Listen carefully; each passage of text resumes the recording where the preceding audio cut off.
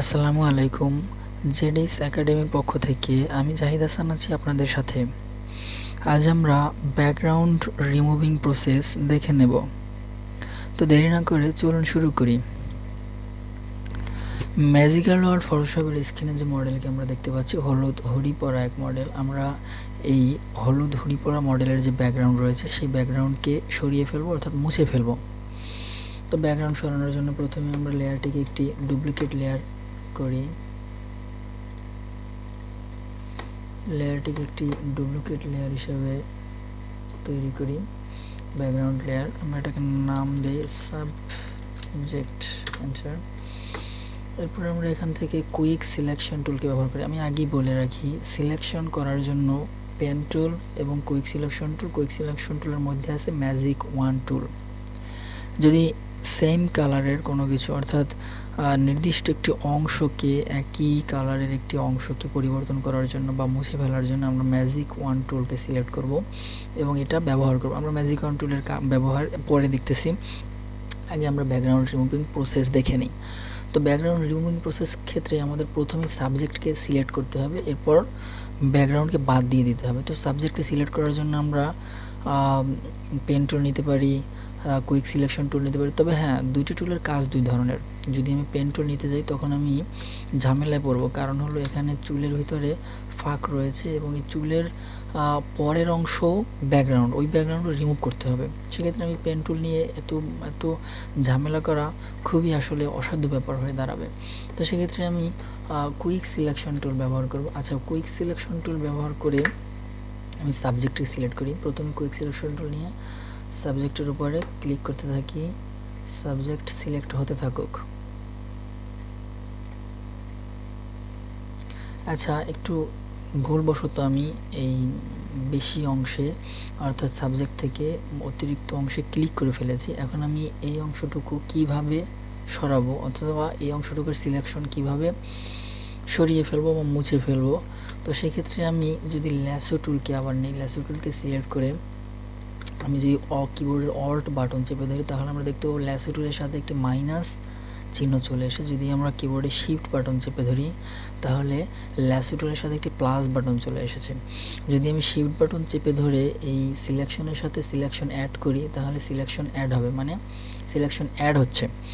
যদি আমি alt button চেপে ধরে সিলেকশনের উপরে ক্লিক করি বা সিলেকশন তৈরি করি, তাহলে ওই সিলেকশন থেকে সিলেকশন চলে যাবে, অর্থাৎ সাবট্রাক্ট হবে বা মাইনাস হবে। তো আমার প্রয়োজন মতো অংশটুকু আমি এখানে সিলেক্ট করে নিই। এরপর আমি মাস্কিং করব, সাবজেক্টকে মাস্কিং করব। মাস্ক হলো, মাস্কের ব্যবহার হলো দুইটি। মাস্ক হলো যে কোনো ইমেজকে বা যে কোনো সিলেকশনকে যখন সিলেকশন করা হয়, তখন মাস্কের কাজ হলো দুইটি অংশে বিভক্ত করে ফেলা। সিলেকশনের এই পাশ, সিলেকশনের ওই পাশ, দুইটি অংশে সিলেকশনের ভাগে। যেহেতু আমি সাবজেক্টকে সিলেক্ট করেছি এবং ব্যাকগ্রাউন্ড আলাদা করতে চাচ্ছি, সেক্ষেত্রে এই মাস্ক বাটনে ক্লিক করার সাথে সাথে আমি যদি আমার পুরাতন ছবিটা মুছে ফেলি, অর্থাৎ আনভিউ করে ফেলি, তাহলে আমরা দেখতে পাবো মাস্ক দুইটি অংশতে ভাগ করছে ইমেজকে। একটি হলো ব্যাকগ্রাউন্ড, যেটি এখন নাই, দেখা যাচ্ছে না। যদি আমি মাস্ককে বন্ধ করে দিই, তাহলে দেখতে পাবো ব্যাকগ্রাউন্ড আছে, এবং মাস্ককে চালু করলে দেখতে পাবো ব্যাকগ্রাউন্ড নেই। অর্থাৎ মাস্ক ইমেজের সিলেকশনকে দুইটি অংশে ভাগ করে ফেলে। আচ্ছা, এখন আমরা যদি ছবিটিকে জুম করি, তাহলে এখানে দেখতে পাবো চুলের ভিতরেও কিছুটা ব্যাকগ্রাউন্ড রয়ে গেছে। আমরা এই ব্যাকগ্রাউন্ডকে মুছে ফেলবো। ব্যাকগ্রাউন্ডকে মুছে ফেলার জন্য আমরা কিবোর্ডের মাস্কের উপরে রাইট ক্লিক করে সিলেক্ট করি select and mask. Select and mask থেকে আমরা এখানে তিনটি টুল রয়েছে, তিনটি টুলের মাঝের টুলটি আমরা সিলেক্ট করি। মাঝের টুলটি সিলেক্ট করি রেডিয়াস টুল, অর্থাৎ টুলের নাম আমি ভুলে গেছি একটু, হ্যাঁ, রিফাইন এডস টুল। আমরা রিফাইন এডস টুলকে সিলেক্ট করে এখান থেকে আমরা ভিউকে পরিবর্তন করে রেড ভিউ দিতে পারি, ব্ল্যাক ভিউ দিতে পারি, হোয়াইট ভিউ দিতে পারি। তো আমি এখানে বোঝানোর জন্য ওভারলে ভিউকে ব্যবহার করি এবং ব্যাকগ্রাউন্ডের কালার হিসেবে রেড দিয়ে দেই। আচ্ছা, এখন যদি আমি রিফাইন এডস টুল দিয়ে এখানে এডসকে রিফাইন করার চেষ্টা করি, আপনারা দেখতে পাবেন যে চুল থেকে যাচ্ছে কিন্তু ব্যাকগ্রাউন্ড রিমুভ হয়ে যাচ্ছে। আমার কম্পিউটার সামান্য স্লো থাকার কারণে লেট হচ্ছে। এখানে চুল থেকে যাচ্ছে এবং ব্যাকগ্রাউন্ড রিমুভ হয়ে যাচ্ছে। খুব সহজেই ব্যাকগ্রাউন্ড রিমুভ হয়ে যাচ্ছে।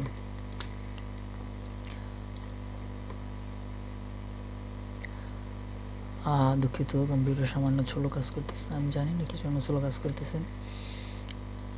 এখানে এডস রিফাইন হয়ে যাচ্ছে।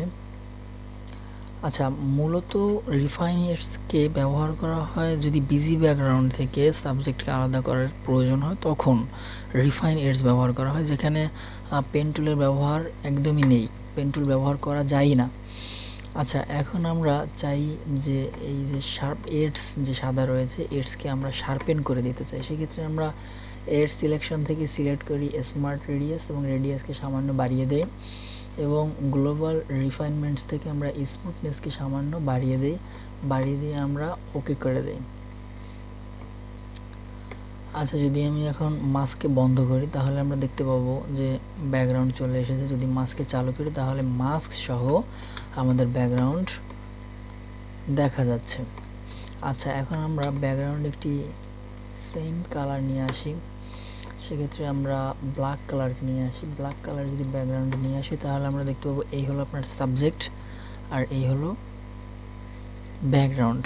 আচ্ছা, এখন আমরা এখানে হালোজ দেখতে পাচ্ছি। হালোজ হলো সাবজেক্ট এবং অবজেক্টকে বাদ দেওয়ার পরে তার এডস থাকে, যে সেই এডস যদি সাদা সাদা বা অন্য যে কোনো কালার, অর্থাৎ ব্যাকগ্রাউন্ডের যে কালারটা ওখানে ছিল ওই সাবজেক্টের গায়ের সাথে যে রিফ্লেক্ট অবস্থায় ছিল সেই কালারটা চলে এসেছে, এটাকে ফ্রিঞ্জেস বলা হয়। তো এই ফ্রিঞ্জেস রিমুভ করার প্রসেস আমরা নেক্সট ভিডিওতে দেখে নেব, কিভাবে খুব সহজেই ফ্রিঞ্জেস রিমুভ করা যায়। তো এখানে আমরা দেখে নিলাম কিভাবে ব্যাকগ্রাউন্ডকে আমরা মাস্কিং করতে পারি। মাস্কিং সিস্টেম ব্যবহার করে যে কোনো ব্যাকগ্রাউন্ডকে আমরা সরিয়ে ফেলতে পারি, ব্যাকগ্রাউন্ডকে রিমুভ করে ফেলতে পারি।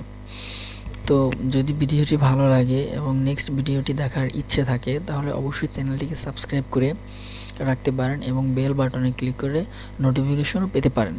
ধন্যবাদ ভিডিওর সাথে থাকার জন্য।